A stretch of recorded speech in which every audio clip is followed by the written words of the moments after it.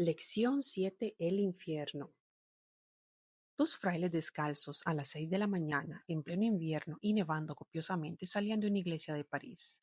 Habían pasado la noche en adoración ante el Santísimo Sacramento, descalzos en pleno invierno nevando.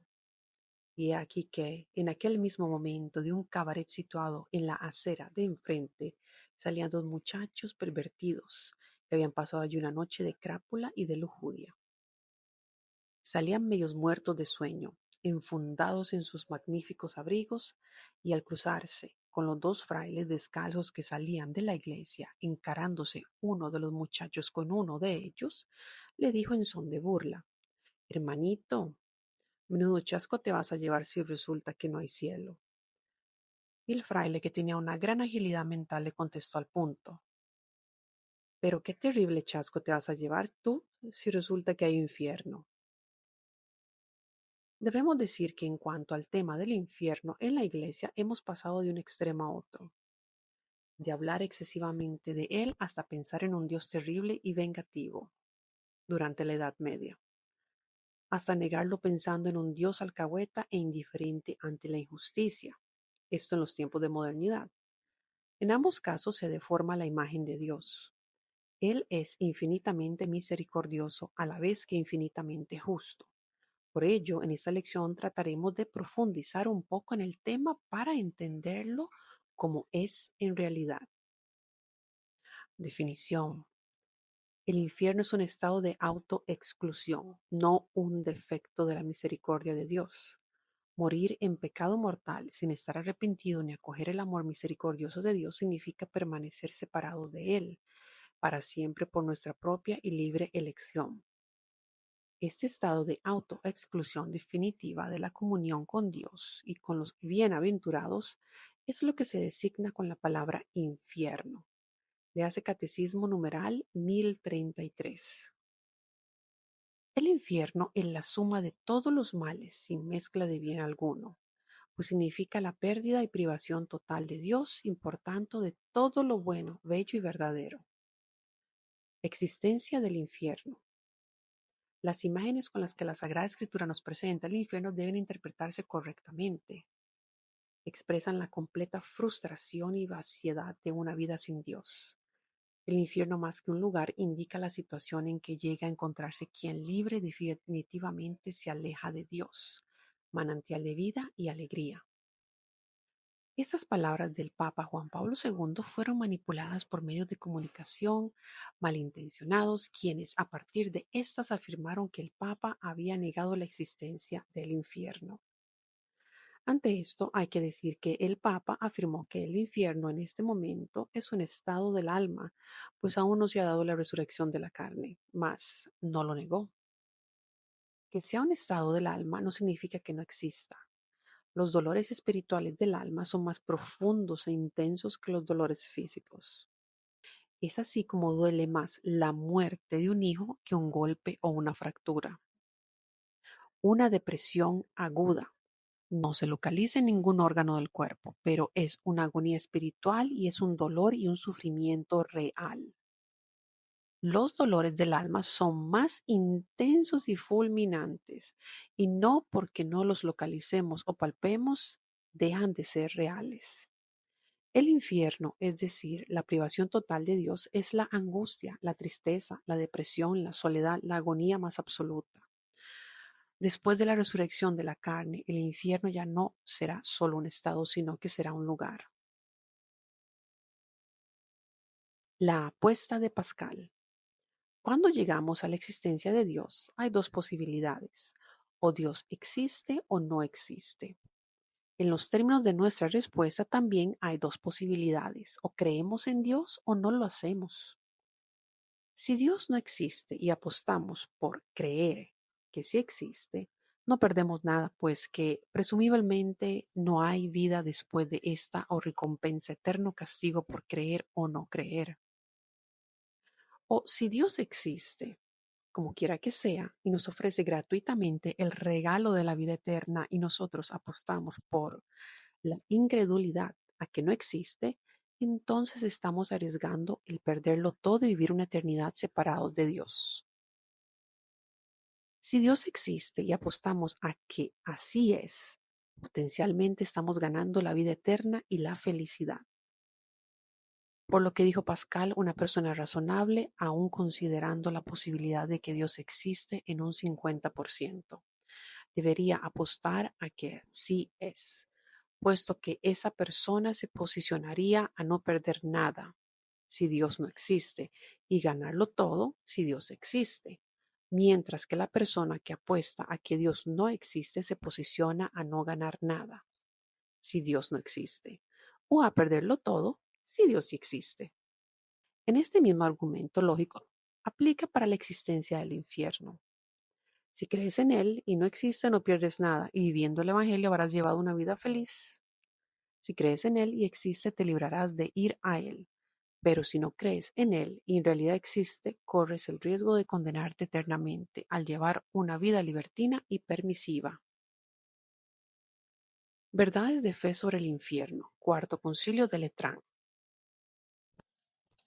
En el Cuarto Concilio de Letrán, realizado en el año 1215, se definieron como verdades de fe sobre el infierno. 1. Su existencia. Catecismo numeral 1035. Segunda muerte. Será el llanto y rechinar de dientes. Número 2. Su eternidad. La Gehenna de fuego no se apaga. En la parábola del rico Epulón se precisa que el infierno es el lugar de pena definitiva, sin posibilidad de retorno o de mitigación del dolor. Léase Lucas 16 del 19 al 31. Una ruina eterna, alejados de la presencia del Señor y de la gloria de su poder. Léase Segunda Carta de Tesalonicenses 1:9. Alejaos de mí, malditos, al fuego eterno. Léase Mateo 25:41. 3. Existen allí dos grandes castigos, pena de daño y de sentido. Léase Mateo 25 del 31 al 46. Pena de sentido. Se llama así porque el principal sufrimiento que de ella se deriva proviene de esas cosas materiales o sensibles. Afecta ya desde ahora a las almas de los condenados y a partir de la resurrección universal afectará también a sus cuerpos. La pena de sentido consiste principalmente en el suplicio del fuego, que atormenta no solamente los cuerpos, sino también las almas de los condenados. Además de esto, en virtud de la degradación indecible y del estado perpetuo de odio de los suplicios horribles de quienes allí se encuentran, es decir, los demonios y los demás condenados, su compañía continua, eterna, será por sí misma una tortura espantosa. Los sentidos internos estarán sujetos a imaginaciones y recuerdos más o menos torturantes, y los externos estarán privados de todo cuanto les pudiese agradar y proporcionar placer, nada de luz, de armonías, de suaves olores, de sensaciones suaves, de reposo corporal. La imitación de Cristo, gran clásico de la literatura cristiana, describe esta pena del infierno de la siguiente manera. En lo mismo que más peca el hombre será más gravemente castigado. Allí los perezosos serán punzados con aguijones ardientes, y los golosos serán atormentados con gravísima hambre y sed. Allí los lujuriosos y amadores de deleites serán rociados con hediondo azufre, y los envidiosos aullarán de dolor como rabiosos perros. No hay vicio que no tenga su propio tormento. Allí los soberbios estarán llenos de confusión, y los avarientos serán oprimidos con miserable necesidad. Allí será más grave pasar una hora de pena que aquí 100 años de penitencia amarga. Allí no hay sosiego ni consolación para los condenados, mas aquí cesan algunas veces los trabajos y se goza del consuelo de los amigos. Ten ahora cuidado y dolor de tus pecados, para que en el día del juicio estés seguro con los bienaventurados. Todas las facultades tendrán en el infierno su castigo especial. Si el castigo de los sentidos es el fuego y el del entendimiento y la voluntad es la pena de daño, el castigo de la memoria es el remordimiento y el de la imaginación es la desesperación. El remordimiento, como pena de la memoria, le recordará al condenado los muchos medios de salvación que tuvo en la tierra, el desprecio que hizo de ellos y cómo vino a condenarse solo por su culpa, sin poder ahora arrepentirse. La desesperación como pena de la imaginación le recordará constantemente que sus tormentos durarán no por 1000 años, ni por millones de años, sino por toda la eternidad. Siguiente, la pena de daño.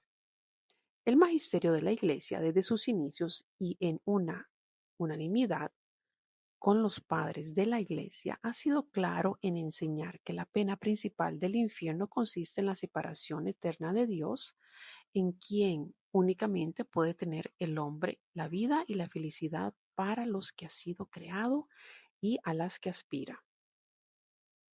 Le hace Catecismo 1035.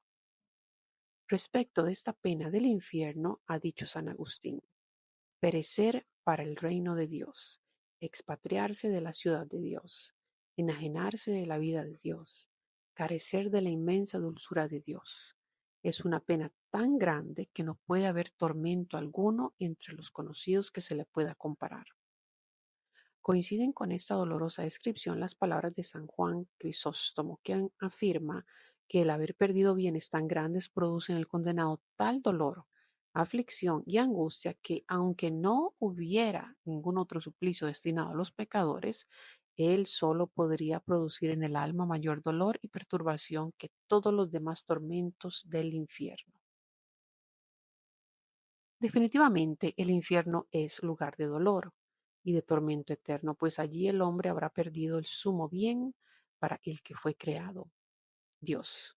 Eso significa que para el hombre que allí va para la frustración total de su existencia.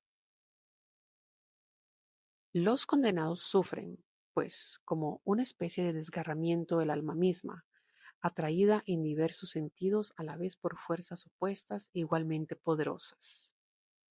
Es como un descuartizamiento espiritual, tortura mucho más espantosa que la que experimentarán si su cuerpo fuera despellejado vivo o cortado en pedazos. Porque en la medida en que las facultades del alma son superiores a las del cuerpo, en esa misma proporción es más doloroso el desgarramiento profundo por el cual el alma es separada de sí misma al estar separada de Dios, que debería ser el alma de su alma y la vida de su vida. 4. Van a él los que mueren en pecado mortal. Las almas de los que mueren en estado de pecado mortal descienden a los infiernos inmediatamente después de la muerte y allí sufren las penas del infierno. Le hace Catecismo 1035. Dios quiere la salvación para todos. Nadie está predestinado a la condenación. Dios quiere que todos los hombres se salven. Primera carta de Timoteo 2:4. Le hace: Dios nunca pensó en dos caminos, la condenación o la salvación. Solo pensó en la salvación. No tenía otra opción. El infierno es simplemente la negación, la no aceptación de esta. El cielo y el infierno no son equiparables. Dios no predestina a nadie a ir al infierno. Para que eso suceda es necesaria una aversión voluntaria a Dios, un pecado mortal, y persistir en él hasta el final. En la liturgia eucarística y en las plegarias diarias de los fieles, la Iglesia implora la misericordia de Dios, que quiere que nadie perezca, sino que todos lleguen a la conversión. Le hace segunda carta de Pedro 3:9 y Catecismo numeral número 1037. Para la práctica de esta semana, renunciar definitivamente a todo estado de vida que implique pecado mortal habitual. Morir antes que pecar, porque pecando se corre el riesgo de morir eternamente.